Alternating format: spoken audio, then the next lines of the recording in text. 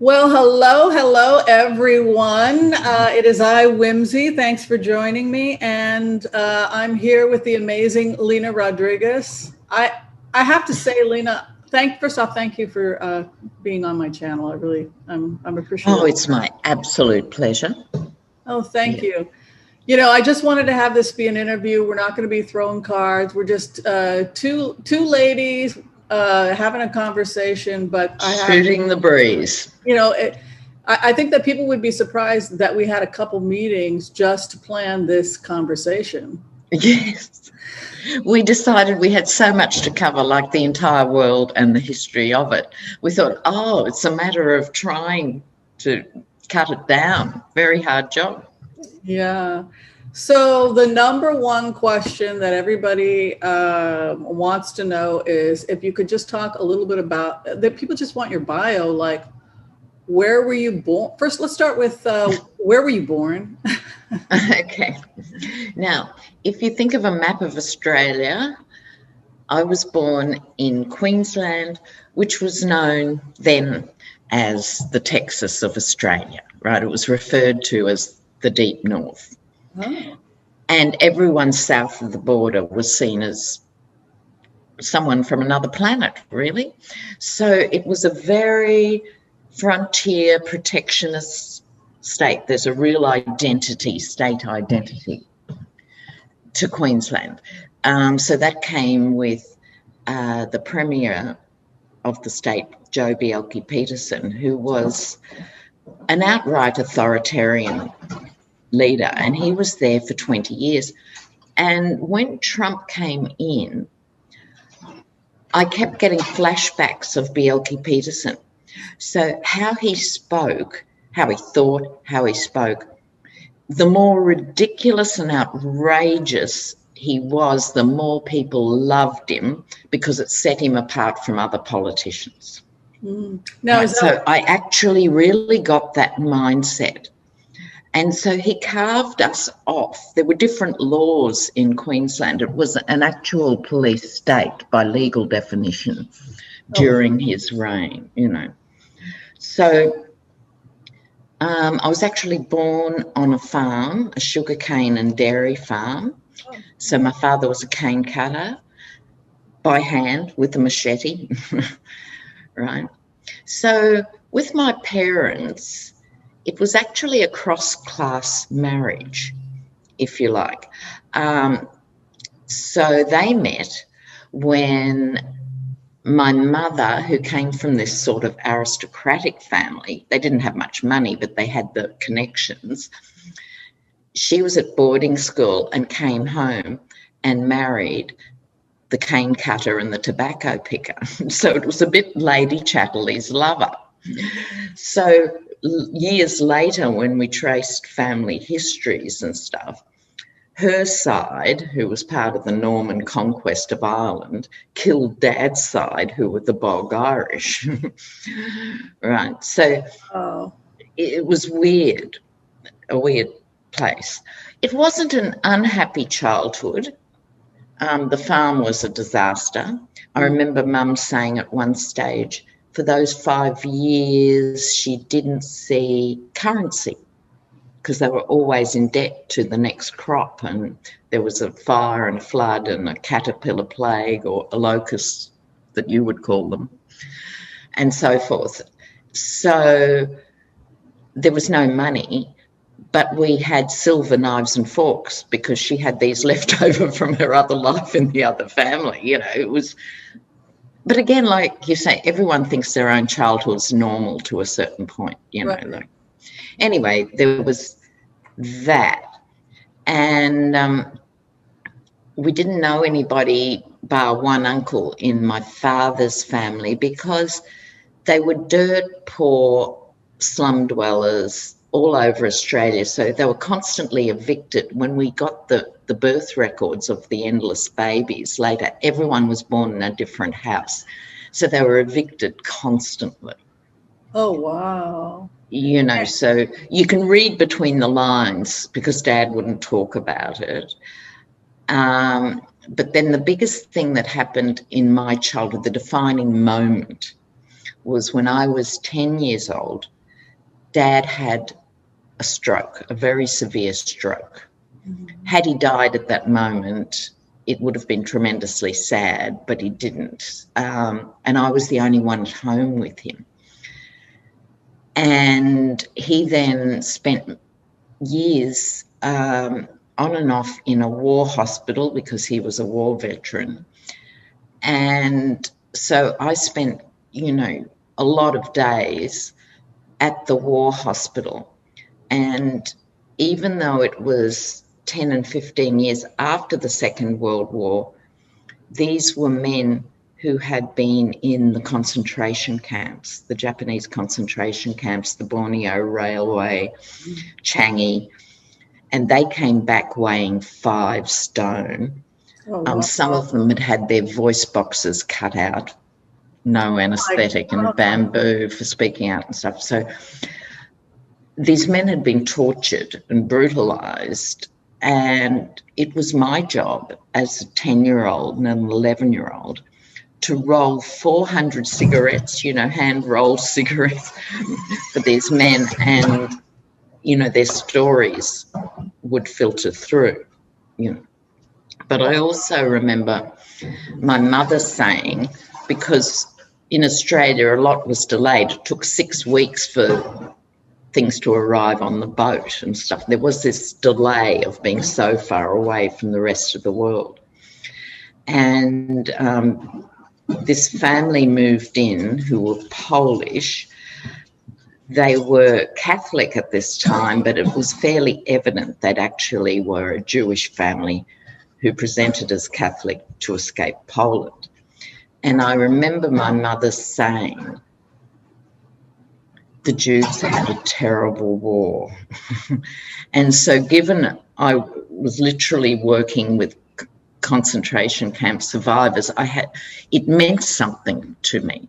Right. I thought, how bad did Auschwitz have to be to have this comparison? You know what I mean? I had seen the living results of what that sort of captivity and brutality had done. And so that seared into my soul. Now, do you think that had an impact? Tell people a little bit about your education, because it's pretty impressive.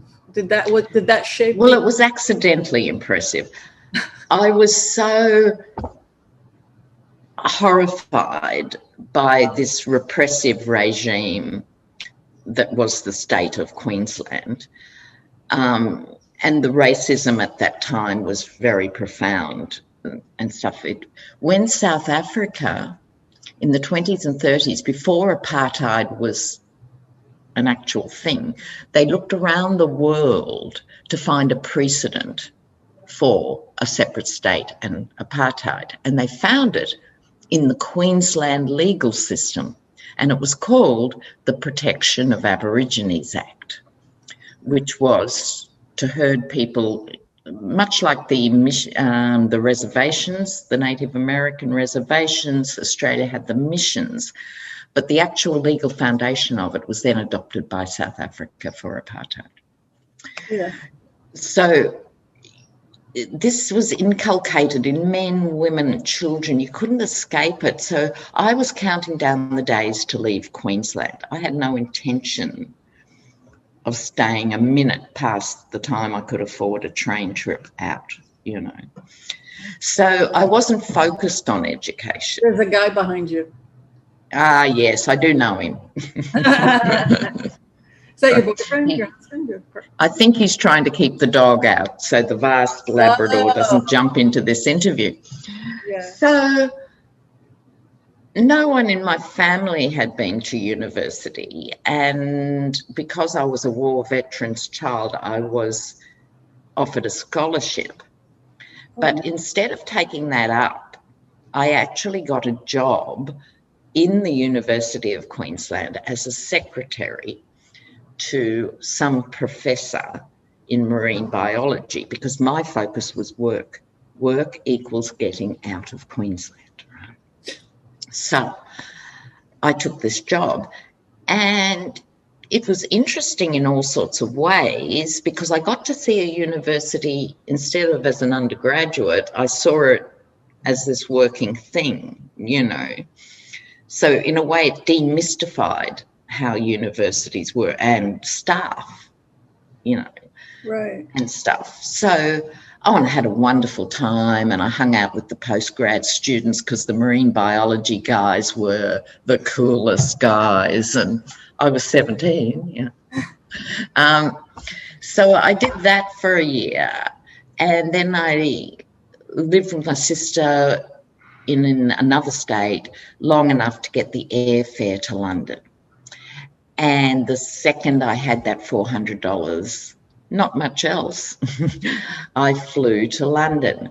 And so I ended up spending most of my 20s in London, which was the 70s, which was fantastic. So funny, I was 10 years behind you. I also grabbed $400 and went to London. You could go to Paris for £6. I had a modeling portfolio and a dream. Exactly. I did a little bit of modeling, and I did like cashiering and stuff for cash. It was great. Yeah. And you do anything at that stage because it doesn't matter. It's about the rest of your life. And people often say to me, "Oh, you did so much." Well, you did it all at the same time, right? So I had nowhere to live. I just had a phone number. This is way before mobile phones. It was a landline of somebody who knew somebody who knew somebody once who was, it was a very, hit and miss thing. And so I had an address for somebody. I didn't even know her. I'd never met her. So I go round there to find out it's a squat. It was in Covent Garden, right, which now is ultra elite, but right. Then it was just a filthy market. And that cheap beer. Yes. And it was 8 houses, 4 stories high. They used to be the warehouses for the market, back in the day. So times 8 houses. And I'd never heard of a squat. I didn't know what a squat was. And they said, well, we live here and we don't pay rent. And I didn't have any money and I didn't have anywhere to live. So this was enormously attractive. So I moved in that day because I had nothing with me. So it wasn't a big process. I just had a little backpack. And they said, well, we're all going down to Bow Street Magistrates Court to protest something. Protest? What's a protest, Wow. So we walked around and here was a guy who it turns out was one of the other squatters. He was actually a New Zealand lawyer. And they were protesting something about Northern Ireland. And he was in a bath full of fruit, refusing to move. And I thought, oh, my God, this is weird stuff. But I could tell he had this huge intellect and stuff. So I ended up chatting to the man in the bath. And he then ended up representing me in other cases when I got arrested for other protests. So it was just this ad hoc thing. Now, at that time, London had a big squatting movement, and the argument was if buildings are unoccupied and owned by the council, it was bad form. You never occupied someone who, a person's house. That was seen as very bad form. It had to be a public property that was unused. And the idea was, why not house people who couldn't afford it until the place was going to be demolished, and then you would move to another squat. And that became the short life housing movement, which became more formalised over the next few years, where you'd pay notional rent in council properties that were going to be demolished. Right. So it was housing that attracted obviously a lot of artists and politically motivated types, and they were always in the inner city in those days. So I was involved very quickly in so many projects. I was involved in the anti-nuclear movement, which was huge then, the women at Greenham Common and all that stuff. I was involved in the Troops Out of Northern Ireland movement, which was then highly political. I was involved with the South America because I had an Argentinian boyfriend and suddenly realised what was happening with the CIA, disrupting elections throughout Latin America and supporting military regimes and so forth. And it was this radical education over the next couple of years. The feminist movement was just coming on stream. There was rock against racism. Sorry, I'll just finish. So race issues were huge, everything. Yeah. Well, now, were you in college? Did you go to college in London? No, I didn't have time, Dal. Didn't have time. So I didn't study. I'm getting back to the study. I'm going around the thing. But I just worked. I don't know if we're going to get to them all, but. Yeah, exactly. So I worked as a temporary secretary in those days. And because I could spell, I invented myself as a medical and legal secretary because they paid a bit better. And it was very interesting dropping into people's practices and seeing how that worked. Right. So I wasn't interested in studying because every night of the week I was involved in some issue or campaign, and that was my education. Mm. I'll come back to that possibly. But in terms of the education trajectory, it wasn't until I was in my 40s, because I'd never got an undergraduate degree. And someone said, you know a lot about the visual arts and other things. I've heard there's a master's program going and they're accepting people on a fairly loose basis to do a master's in visual arts. And I thought, oh, okay, but I'm not a painter or an artist or a potter. What am I going to do for my master's?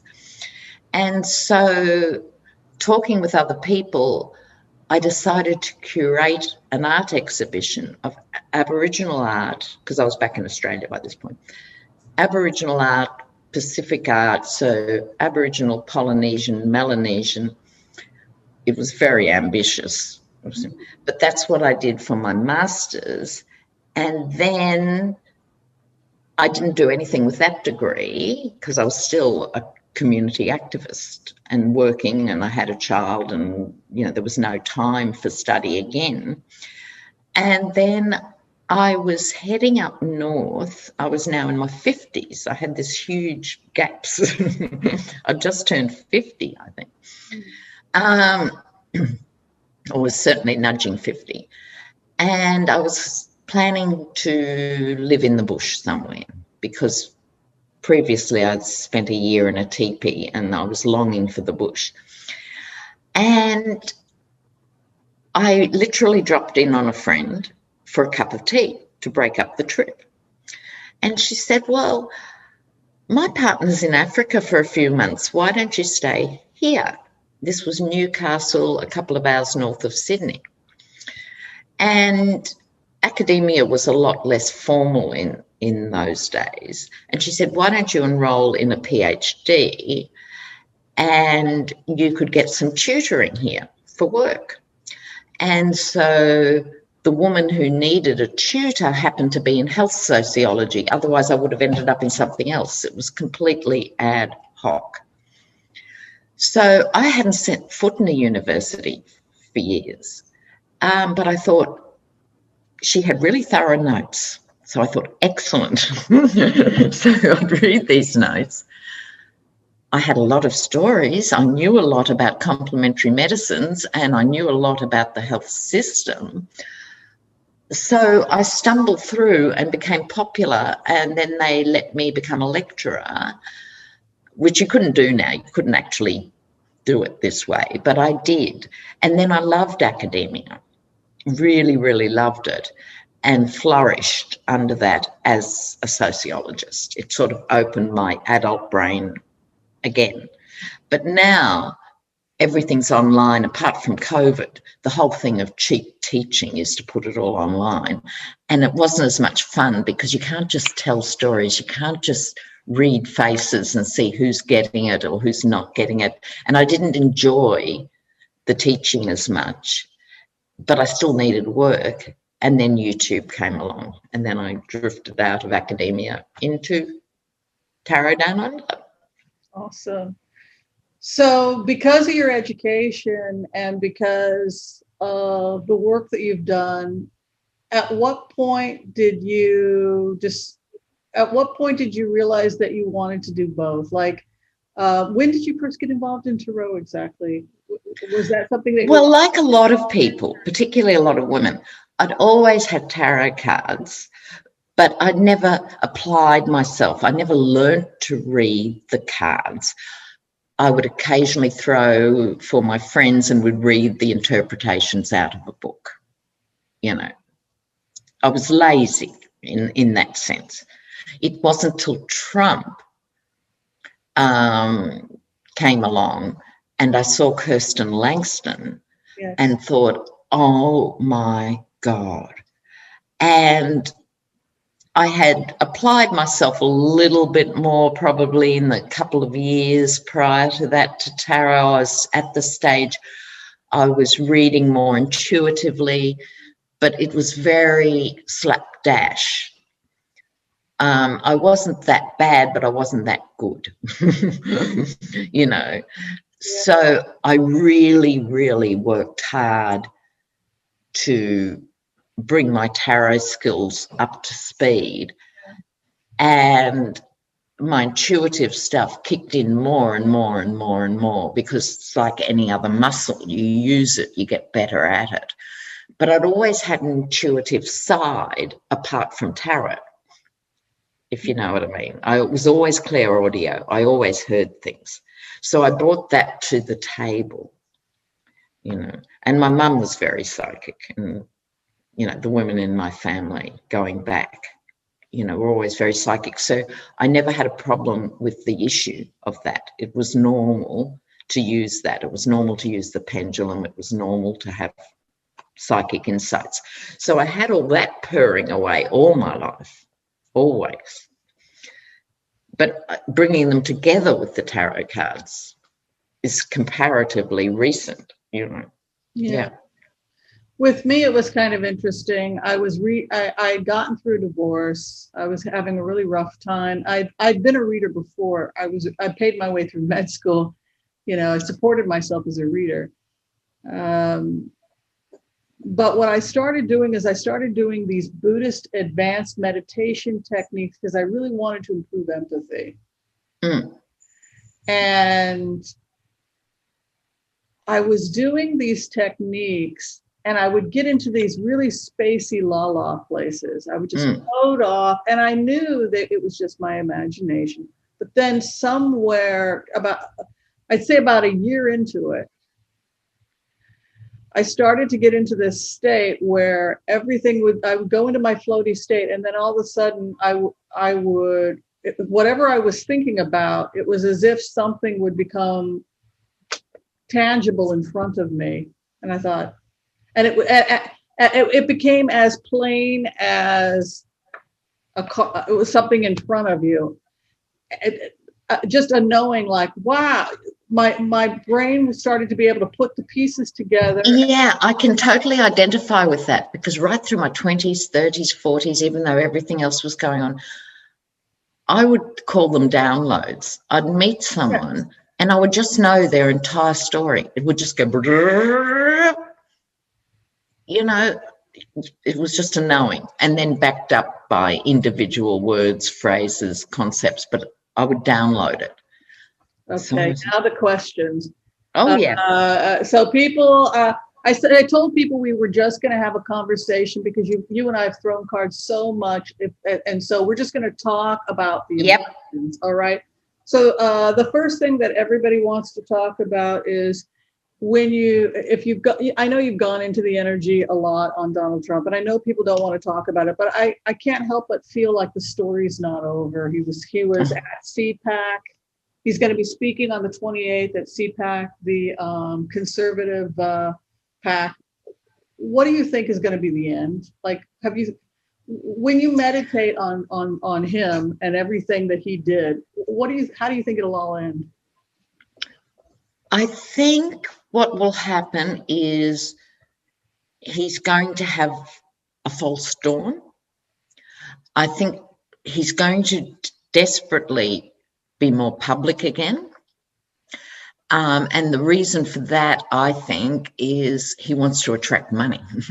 Yeah. And he uses politics as a piggy bank. So as long as he can keep a profile out there, people appear to donate this man money. And so that's what he wants. I don't think he's even a political creature in the sense of, I'm going to drive a wedge in the Republican Party, because he doesn't think of anyone else. It's all about him. So I think he's going to be a thorn in the side of all of us by doing this. But I don't see past that. I don't see him even getting to the midterms as an issue. I think we're looking at probably 12 months or so of having to see that face and hear that voice.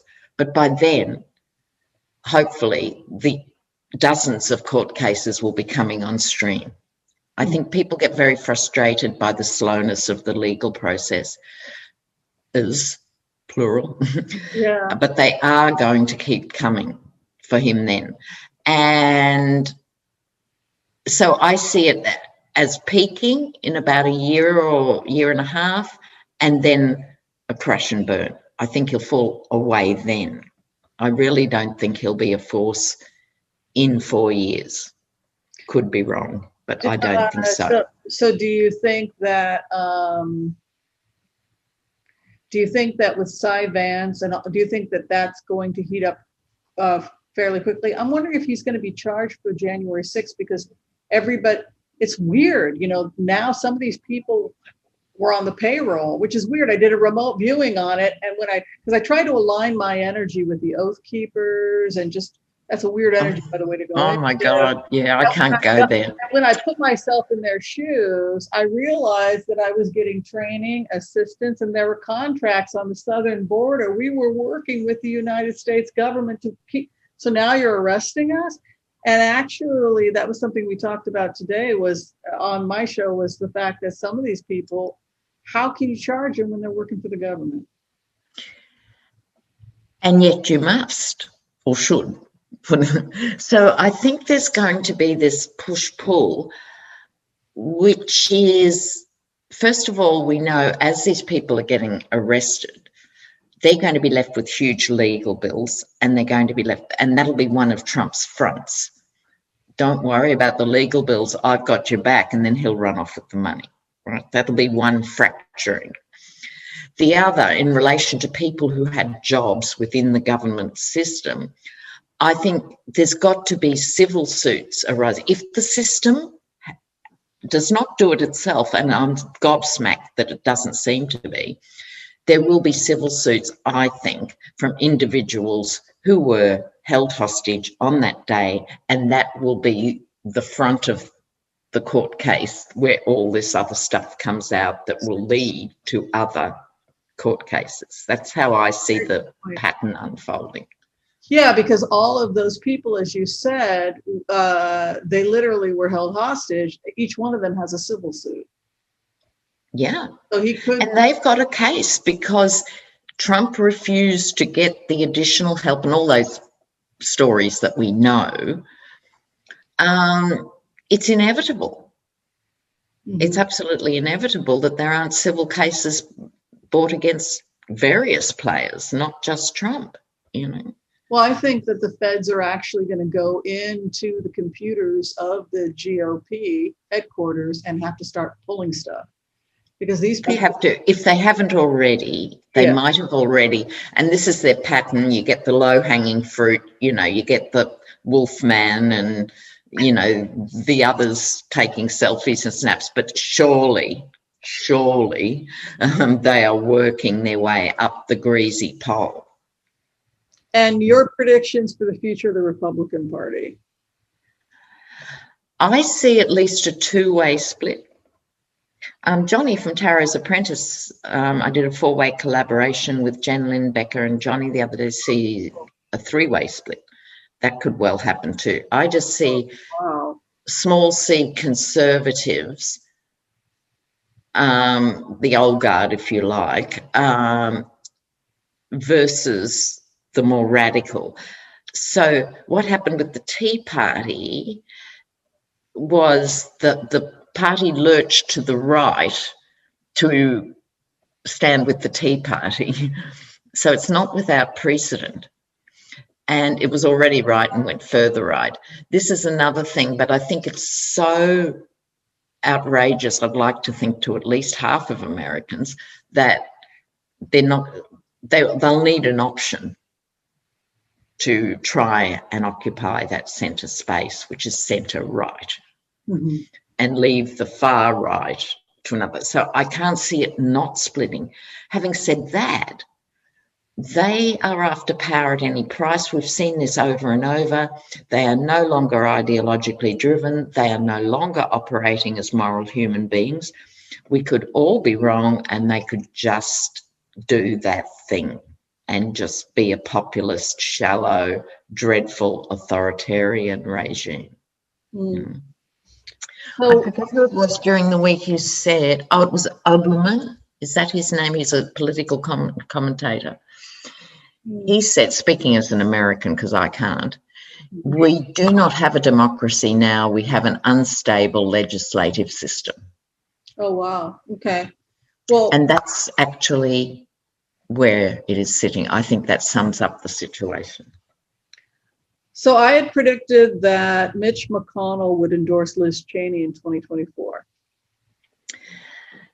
I hope so. I mean, this stuff too, with the GOP punishing those who did vote to impeach and all of that. But she came through that and she came through well. Why did she come through? They had a secret vote. Could she hold on to her positions? And surprise, surprise, when the vote was secret, they actually make sensible choices. So it's all about trying to hang on to the worst element of their own constituents. Instead of trying to raise the constituents, they're happy to sink into the mire with the worst of the worst. But I think Liz Cheney will be fine, and there are the Mitt Romneys, there are the, and I think they will spearhead the new conservative movement. But the good thing about that from the Democrat perspective, at the end of the day, it's a numbers game. So regardless of the percentage of the split, unless they can form a coalition. So what we have in Australia is the Liberals, who are our Conservatives. It's very complicated with the namings. Liberals are Conservative, and they have always allied with the National Party, who are the country folk. And they are able to often win elections because of the coalition.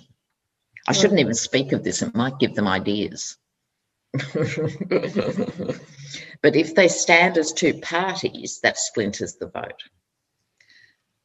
The biggest concern people have right now, and this is the main thing that we had talked about before we recorded, has to do with, people in the readers community say that a lot of people just want to be entertained rather than hear the truth.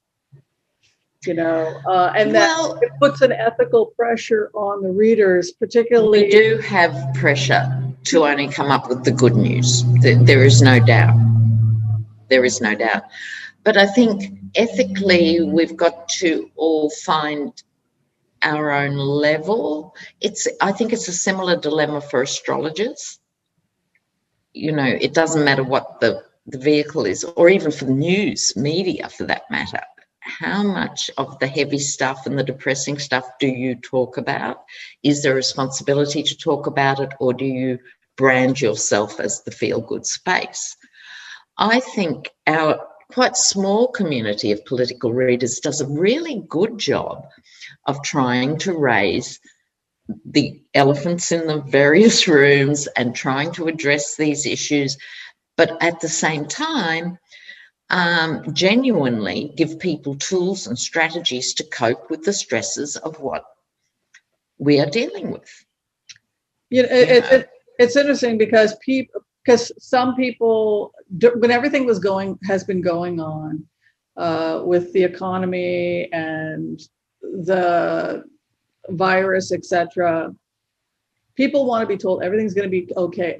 Everything's going to be okay. But the truth of the matter is I wasn't getting that everything was going to be okay. 500,000 Americans have died. And that's half a million estates that have to be sorted out. A lot of kids cannot afford those houses. Those houses, the foreclosures in California are through the roof. And I felt like it put me in I know of at least 3-4 other readers that are in real emotional pain because they're afraid to say something negative, even when they see stuff like that. The reason why I'm bringing all this up is because you and I have talked in the past about frugality, and because I think you saw what was coming, because we knew that the old economy wasn't sustainable. Yeah. What would you say about I think the economy of the future? Like, do you have any feedback about what you saw, what you are seeing? Because I think the weather's only going to get, I'm sorry to say, worse. I think I've always said February was going to be absolutely, and it almost needs to. What I try and convey is, please do not think things are going to go back to normal, whatever that was in your household, in your life, because by and large, it's not. The second part to that is normal was not good enough. The wealth inequality and the stresses on the working poor, and what was already before COVID, before Trump, the working homeless. What is that? Right. And we're not talking just about America. We're talking UK. I'm sure it's true in Canada. It's certainly true in Australia. That people are being casualised and are basically, if you're 19, 22 or 36 and you're stuck in a casualised economy, you are in a feudal situation. You are actually owned by your employer. So therefore, we have people on 0 contract hours. What is that? And in Australia, it's the methodologies of how you count employment too. In Australia, and I'm sure there's a similar system, if you work 6 hours a week, you're counted as employed. On the government stats, you're not counted as underemployed, and you're certainly not counted as unemployed. So the methodologies that are used to calculate job insecurity, because when job insecurity comes, it's everything insecurity. It's housing insecurity, and in you guys' case, health insecurity. One viewer pointed out to me during the week, she's in her 60s. When she was growing up, the broad stat was 80% of Americans had jobs for life. Some were fascinating jobs, some were boring jobs, but if you wanted a job for life, you could get one in the railways or the postal service or in the banking system or whatever, and that came with health insurance. Now, and 20% of people didn't have coverage. Now it's the reverse. It's virtually only 20, at best 30% who are covered properly, with full-term tenured work. So the system that was always stupid but accidentally worked. Because why should an employer pay for the employee's health care? Rarely do I defend bosses. It's a function of government. That's why you pay tax, is for healthcare. But anyway, we haven't got time for that one. Yeah. But I think... my feeling about the economy is going to completely... I think that, it goes back to the remote. I didn't even expect that to happen. I was trying to see if I could abide with the energy I think of as Joe Biden. I was doing the basic, Buddhist abiding technique where you try to open your heart to that person. And I heard myself saying as Joe Biden, where we were headed, between you and me, folks, we're broke. And that was just, I was like freaked out, like, holy, what is coming down the pipe? And I just look, exactly. I think this is a real problem. I think that people don't realize that, to be clear, some of the 3 largest economies in the world are Texas oil, California movies, New York. These are really powerful economies, and they all went down this year. Yeah. I'm sorry, we're going to say something. Go ahead. Well, the same thing. As long as people look at a stock market, whether they're a player or not a player, and see that as the economy, we have this grossly misleading sort of platform to look at it. The economies everywhere were struggling before COVID, and they're now deeply in trouble. Western economies are dying because if you have a badly paid workforce, that's starving the economy of money, right? And starving it of security, because secure workers make for secure families, which then, you know, spend money within the economy and keep the economy healthy. So when we had strong unions, right, and now we don't. Yeah, and happy, healthy workers produce more. And if your workers are sick and depressed, they don't produce as much.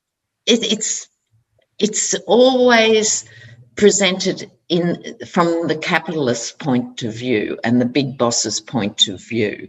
It's like we all sacrifice to them because if business is healthy and happy, that means jobs. But that's a very simplistic and misleading equation. So if people are underemployed, underpaid, stressed out and sick, this is not good for any economy. US did well, Australia did well when we had high unions, comparatively high wages and choice, and workers could actually argue for better conditions and get better conditions, and the whole society flourished comparatively. Well, so we've allowed ourselves to be starved into this insecure economy, and it shows. But here's the upside, because I don't want viewers of this particular thing to think there's no upside. Prior to COVID, the idea of universal basic income was seen as a hippie utopian fantasy, right? It was seen as vaguely absurd. Now, Conservatives happened to be in power when COVID hit, and they just didn't have a choice. They had to suddenly, what they thought, propping up the economy by paying these inadequate sums of money, but a gesture towards paying people. Right. What they're going to see when you don't pay it, and America is lagging behind the other countries, if you take that money away, it impacts negatively on the economy. People only spend money when they've got it. Hello? And people they can only be consumers when they've got money. Right, and student loan debt keeps you from buying houses. So I think can I just speak briefly to the student loan debt? Yes, and it will be in the last question, because the last question actually is going to be a positive note, and that is that, because I was just going to say that my prediction for the future was that this economy is collapsing. It has to collapse because it's based on oil and eating animals. And both economies, even Joe Biden said it's over by 2030. We're not producing fuel engines by 2030. No, I know. So these big fossil fuel companies, the bad guys from where we're sitting, even they can see the writing on the wall. They want to get into making wind turbines. They want to transition into solar panels and stuff here. BHP, our biggest mining company, have these ads on all the time, you know, we're the quiet Australian, you know, they don't understand why this short-term thinking with governments, right, is holding them back. So you're dealing with, that's how crazy and bad it's got everywhere. No one is governing. They're all fixated on their 3 and 4 year terms, whereas energy, health and education have to have 20-year plans to work. They want hospitals and schools and stuff to be using their new clean technology, which is how they'll brand themselves, right? That's how stupid it is. Well, I was gonna close our interview. I'm gonna make my prediction, and I'll tell you as an anthropologist. I'm an anthropologist, and my doctorate's naturopathic medicine. My area of research is medical anthropology. I know you're a sociologist. You've got your doctorate, so. But I'm also sociology, anthropology with an adjunct in medical anthropology. Right. That is actually my thing. Okay, so I'm going to give you my thesis here. Let's not. Okay. Give you, and then I would like you to give yours as we close this interview, because this is the meat and potatoes of why I really wanted to talk to you. But my prediction is that You know, we humans evolved a prefrontal cortex about 200,000 years ago. You know, it was that group of people who lived in North Africa 200,000 years ago that decided to cooperate. It's why John Nash won the Nobel Prize, right? This new idea in evolution that we evolved the capacity to recognize the consequences of our actions. And I believe, based on anthropology, based on the science, that we're not going to destroy ourselves, that we are going to save ourselves. And find solutions. Right, because we are cooperative. Yes, because we have something from our ancestors that's different than all other animals. We have a prefrontal cortex, and that thing in our brains that we were able to develop, that light bulb in our head that says this is wrong, that's normal. And I would argue that personality disorders are not normal. And I think that the good news is, yes, we're going through the birth pains. Yes, it's going to be rough. Yes, this economy must collapse because it's not sustainable. But the good news is that our ancestors gave us a great gift, and I believe that we will save ourselves and we'll create a beautiful world with the green economy. So that's my prediction, and I'd like to hear yours now. Well, I love the videos that you did on alternative green economies in the poorest states in the South, because I think this is exactly, the answer is in front of us, right? But we're not used to talking cooperatively on a big economic scale. And yet that is what needs to happen. So if you take an area like the Appalachians, where you've got all the social problems you could possibly pull out of a hat, but at the same time you've got other deep, strong things culturally to work with. If you introduce, instead of people cutting down trees, planting trees, that's one form of income, you're attracting tourism to those areas at all levels. Camping overnight, domestic tourism, you've still got to have rangers, and you've still got to have people maintaining the toilet blocks, and you've still got to have buses that take them from A to B. You've still got to have more economic activity in the town, right up to the glamping, you know, which is probably Harry and Meghan. We were going to say something about Harry. Oh, yes, Harry and Meghan, that's right. So the future of these places and becoming more sustainable food bowls as an alternative to the dramatic climate change that's going on in California and other places, it can generate an economy very quickly if it's using sustainable energy and using green jobs at every step of the way. So rather, if you think back to the Loretta Lynn story, you know, where her father would take a bucket of coal, you know, with his bent back, and she got married at 14 and all of that, that exact place could be an Eden. It could be an Eden, and it could be an economic Eden. You know, coal mines, because I come from a mining country, you know, we mine copper, we mine coal, we mine everything. We mine uranium. Nice. As someone said, Australians are like brain-damaged Labradors digging holes in the ground. So we're very fixated on mining. But modern mining doesn't employ many people. They're FIFO workers, so the town doesn't make any money. Used to be a town would get rich if there was a mine, right, conventionally. Now they don't, because they fly in and they fly out. Well, a big mine can employ like 600 people because they've already got automated trucks and stuff. But the mentality of people lags behind the potential. So until people have the vision to describe to them why only 600 jobs, we can guarantee you, this is what I think the Dems should be doing and our Labor should be, we will guarantee you 600 jobs related to green energy and insulating houses. Texas should be doing this straight away.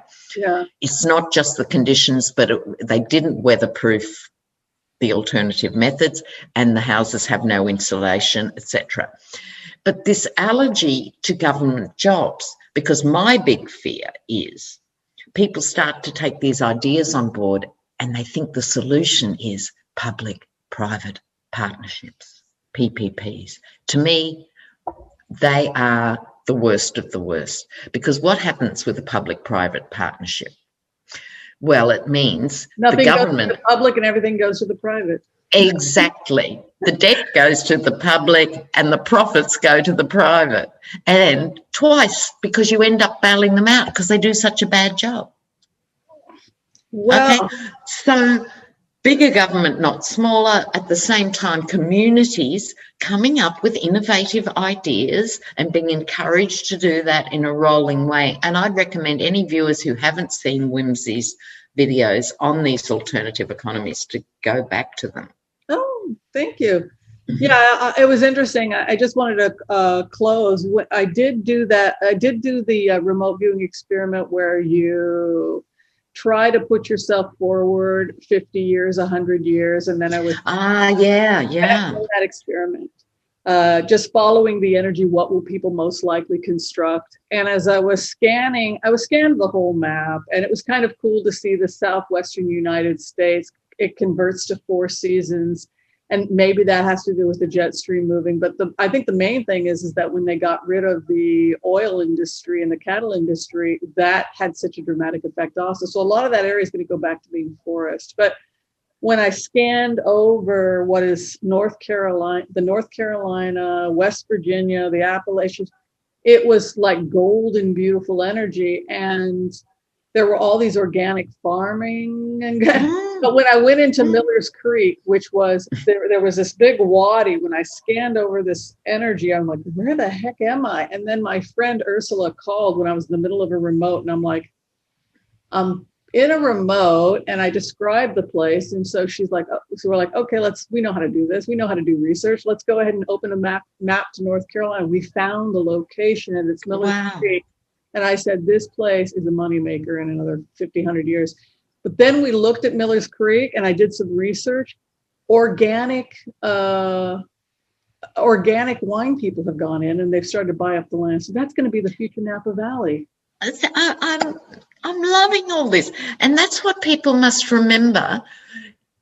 Here's my closing thoughts on this. I think people want feel-good information. They're disturbed by things that seem dark and dire. But if you try and jump over the dark and dire and just go for the nirvana and utopia, it just ends up being run by alpha personalities and not succeeding. It's like you've got to actually look at what is wrong to make it right, so then you can get to a sustainable nirvana. Whereas if you just try and go, oh well, we'll just pretend, it's all right. No, it's not all right. And you have to identify piece by piece what is not all right, and then let wonderful things happen with that new knowledge.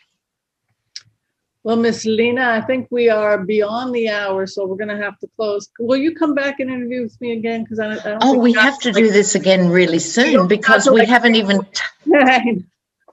touched on the anthropology, really. Yeah. And we need to talk about archetypes and different cultural ways.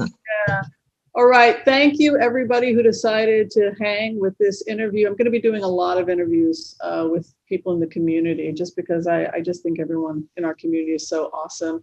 If you're trying to get in for a reading with Lena, you can go to...